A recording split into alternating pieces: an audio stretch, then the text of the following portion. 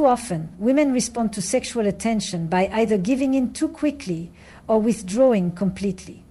Both extremes are reactive. But the true power lies in understanding how to use that energy without losing yourself in it. When he's sexually aroused, his defenses lower. He becomes more present, more impressionable, more emotionally porous. This is not the moment to satisfy him.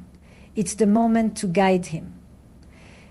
Channel his sexual energy into emotional territory. Instead of responding to his arousal with immediate validation, slow everything down.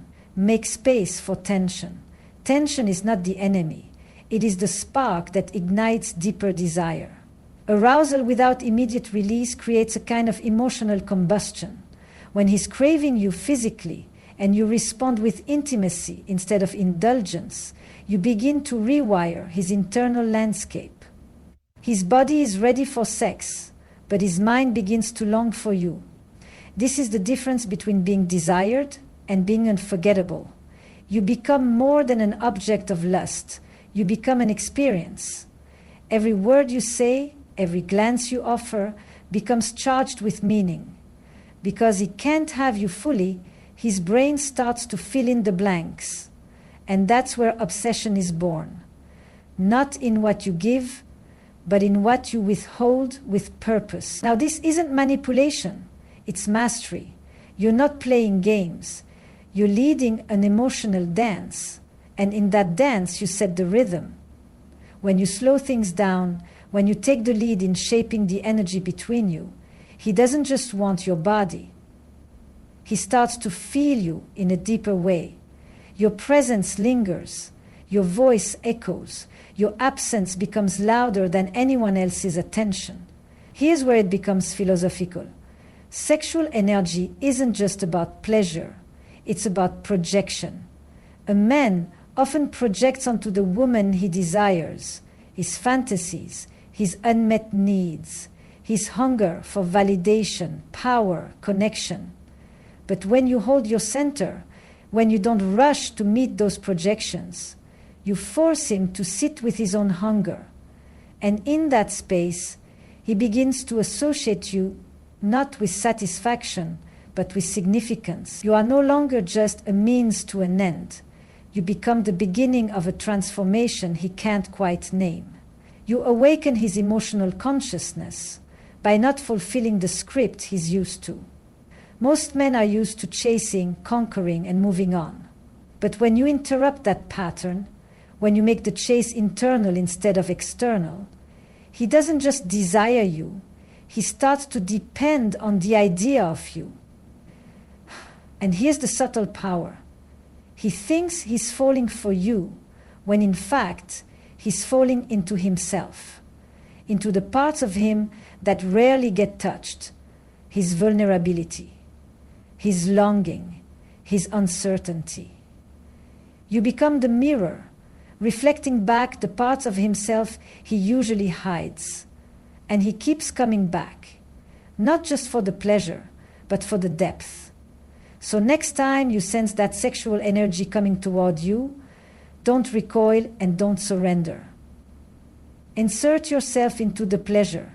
So next time you sense that sexual energy coming toward you, don't recoil and don't surrender. Insert yourself into the pleasure, and you quickly find you, soul source, center, support, and primal. You keep coming back, so next time you sense signals of passion, hold it, contain it, transmute it. Let him feel the weight of his own desire while you remain grounded, centered, and self-possessed. Because the truth is, a man who wants your body is common. But a man who feels emotionally seen, spiritually unsettled, and psychologically drawn to you, that man will never forget you. And that's how obsession begins. When a man pursues you, there's a natural temptation to either reciprocate fully or retreat. Then if you don't, fail to pursue, fail to retreat, you'll fail to feel failed, but neither of those responses fully harness the energy that's been created. Instead, I want you to consider a different approach, one that's rooted in reflection, not reaction. This is where real feminine power begins to take shape, not in passivity and not in aggression, but in intentional mirroring. Think of sexual energy as a current. It wants to move forward. It wants a response, a destination. When a man directs that energy toward you, he's placing you at the center of that current. Now, the instinctive reaction might be to meet his energy with equal passion, to match him beat for beat. But in doing so, you risk dissolving the tension too quickly. What's more powerful is to meet that energy with controlled resistance. You don't shut it down, but you don't give in either. You reflect it, deliberately, artfully, and with just enough ambiguity to keep him guessing. And it's difficult to concord, so you find a modern method that encourages indecision and wished to deceive in the end. You risk dissolving the tension too quickly. What's more powerful is to meet that energy with controlled practice and due design. You give him the courtesy to choose his own time, his own means, his own expectation, his own personality. Men are conditioned to associate pursuit with conquest. It's a pattern deeply embedded in cultural narratives and male psychology, the thrill of the chase, the dopamine hit of victory. But what happens when the chase doesn't go according to script? What happens when the object of desire doesn't retreat or surrender, but instead reflects his own energy back at him with just enough intensity to keep the connection alive? You become the unknown, and the unknown is infinitely more compelling than the known. When you mirror his energy, his desire, his words, his gaze, but hold your ground, you create a psychological echo. He feels something, but he can't quite name it. He sees you respond, but not in the way he expects. And that confusion is powerful, because now he has to lean in. He has to feel more, not less. He has to analyze, rethink, reevaluate. He's no longer chasing a woman, he's chasing a mystery.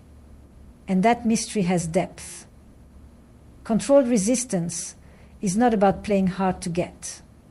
That's a performance. Controlled resistance is an embodied state. It's about knowing your own power so thoroughly that you don't need to rush into connection. You allow space to expand between you and him. Not to create distance, but to create charge. Like the pause between musical notes that makes the melody more profound, your subtle restraint adds meaning to every interaction. And here's the deeper psychological truth. The more effort someone invests, the more they value the outcome. This is a phenomenon well documented in behavioral science.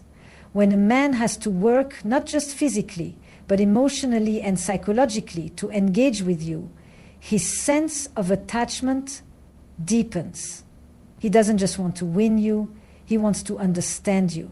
And in that journey of understanding, his ego gives way to emotional investment. That's when obsession starts to take root, not in the fulfillment of his desires, but in the frustration of them. When his energy is reflected back to him with complexity, nuance, and power, he can't move on easily because he hasn't figured it out. And humans are addicted to resolution, especially men, who are often taught to fix, solve, possess. When none of those instincts work with you, he begins to shift. He listens more, he leans in, he feels. This isn't about withholding affection or punishing vulnerability. It's about shifting the dynamic so that intimacy becomes layered, earned, and alive with meaning. You are not there to be conquered. You are there to be witnessed, if he has the depth to see you. So the next time a man comes toward you with desire, don't rush to respond. Reflect. Let his energy meet your presence, not your performance. Let the silence stretch. Let the ambiguity simmer. He'll feel the tension, the pull, the weight of not knowing where he stands. And in that space, he won't just want you. He'll begin to need to understand you. Sexual desire is rarely just about sex. It may begin in the body, but if you look closely, it's a gateway, an entry point into something far more complex. And when a man feels that desire for you, he's not just experiencing a physical reaction. He's experiencing a moment of suggestibility. His nervous system is activated. His imagination is open. His emotional defenses are lowered. This is when you have the most powerful opportunity, not to seduce him physically, but to anchor his desire in something deeper and more lasting. Most women are taught to respond to a man's lust either by feeding it or avoiding it. But what if you could transform it? What if you could rewire that energy so that every time he feels turned on by you, he also feels emotionally drawn to you? That's where real influence lives. This is where he will leave you when you feel drawn to him enough so that it's sweeter than it's already ugly. That's where real influence lives. That's where real influence lives. That's where real influence lives. That's where real love lives. That's where real love lives. He does for you away from you because once you connect sexual craving with emotional safety, you stop being a passing fantasy and start becoming a core emotional imprint. How do you do that? You begin by being aware of the emotional tone you set during moments of intimacy, even non-physical intimacy. For example, when he looks at you with hunger, don't just flirt back. Slow things down. Hold eye contact longer. Speak more softly. Shift the moment from excitement to intimacy, from heat to depth. Let him feel something different than what he expected. It's not about being cold or withholding. It's about redirecting the energy. You're guiding him into emotional terrain without him even realizing it. Use your voice as a tool. Calm, steady, feminine. Let your words be few, but weighted. Ask him a question in a moment of high arousal that makes him self-reflect. Something as simple as, what do you really want right now? Not in a teasing way, but in a grounding way. These moments confuse his habitual patterns and force his mind to associate the excitement of desire with the vulnerability of emotion. And this matters because male arousal is often compartmentalized. He may want a body, but not intimacy. He may crave connection, but not know how to access it. When you, as a woman, create an experience where the two are indistinguishable, where the sexual and the emotional meet, you begin to live in his psyche. You become unforgettable, not because of what you did with him, but because of how you made him feel while he wanted you. This is how psychological imprinting works. The brain links emotional states with sensory triggers. So if his heart feels safe and open every time he's turned on by you, if his mind slows down and his defenses drop, he will start to associate that feeling of desire with you uniquely, not women in general. You, your presence, your voice, your energy, you become the emotional architecture of his craving. And remember, obsession doesn't form from gratification, it forms from emotional complexity. When you subtly infuse your interactions with layers, compassion, stillness, curiosity, he starts to realize that what he's experiencing isn't just attraction, it's transformation. And transformation is addictive. This is why your power isn't in your beauty or your sexuality alone. It's in your ability to bring meaning to moments that would otherwise be transactional.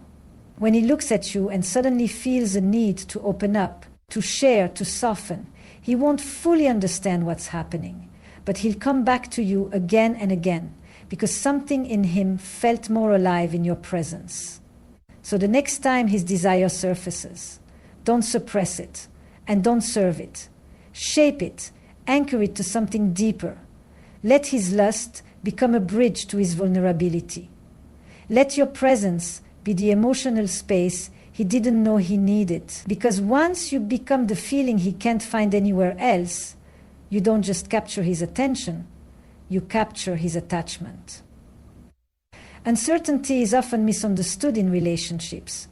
We're taught to value clarity, transparency, constant reassurance. And while those things matter, there's something deeply primal, especially in the context of male desire, about unpredictability. Not in the sense of being chaotic or manipulative, but in maintaining a sense of emotional mystery. The demand for something that may seem clear but ends up being invisible isn't a way, is a fact to be seen. There is a sense of being captured and manipulated, but in maintaining a sense of being captured and manipulated, but in maintaining a sense of being captured and manipulated, but in maintaining a sense of being captured and manipulated, but in maintaining a sense of being captured. And when you create just enough uncertainty in a connection, you don't destabilize it, you activate it. For many men, the experience of desire is tied to the thrill of pursuit. Not knowing what's coming next sharpens their focus. It heightens awareness, amplifies attention, and pulls them into the present moment. This is why men often crave the woman who seems slightly out of reach. It's not about games, it's about tension. Sexual and emotional energy needs contrast to stay alive. If you're always available, always expressing your feelings, always saying yes, you become predictable. And the moment you become predictable, his nervous system begins to disengage. Not out of malice, simply out of biology. The nervous system is wired for novelty, and the unknown creates novelty. This is why creating space, silence, even emotional pauses can be more powerful than 1,000 perfectly chosen words. When he doesn't know what you're thinking, when he's unsure of how you feel, when he senses you're not fully his, he starts to invest emotionally, not because you've withdrawn, but because your presence now carries weight. Each moment with you becomes charged with meaning. This isn't about emotional distance. It's about emotional gravity. Think of the moon. It doesn't shout. It doesn't move erratically. It simply pulls. That's what you're doing when you master uncertainty. You're creating a kind of emotional pull that makes him lean forward, curious, engaged, slightly off balance. And that off-balance feeling is where obsession begins. Not in comfort, but in contrast. One of the most powerful tools you have in this dynamic is ambiguity. Not deception, but deliberate restraint. Say less than you feel. Hold eye contact longer than expected. Let silences stretch a little further. When he sends a message, don't always respond immediately. When he compliments you, don't always respond with a compliment back. Instead, let him sit with the silence. Let him wonder, because in that wondering, he's investing. He's building stories in his head. He's imagining possibilities, and he's anchoring meaning to your mystery. And here's the deeper psychological truth. People value what they have to interpret. The more effort someone expends trying to understand you, the more emotionally invested they become in who you are. It's a basic principle of the human mind. What requires effort to access is seen as more valuable. So when you maintain a sense of emotional complexity, not coldness, but depth, you make him work to feel close to you. And fear, unless you feel close to you, you will make him work to feel close to you. And fear, you will make him work to feel close to you. You will make him work to feel close to you. You will make him work to feel close to you. You will make him work to feel close to you. You will make him work to feel close to you. You will make him work to feel close to you. And when you have your filter due to your, and that work binds him to you. Men don't become obsessed with certainty, they become obsessed with what they can't quite figure out. With the woman who keeps showing new layers. The woman who is both warm and unavailable, soft yet strong, open yet self-contained. This contrast isn't confusing, it's compelling, because it suggests depth. It signals that you are not fully conquerable, not fully readable.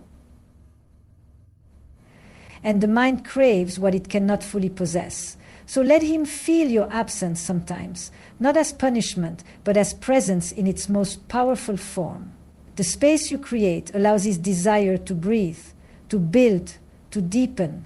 And when he comes back, when he leans in, when he asks questions or seeks clarity, don't give it all away. Let him stay in that space of wanting, because wanting is what fuels attachment far more than having. In the end, it's not about making him chase you. It's about becoming the one he can never quite capture, the one whose silence says as much as her words, the one whose presence lingers long after she leaves the room,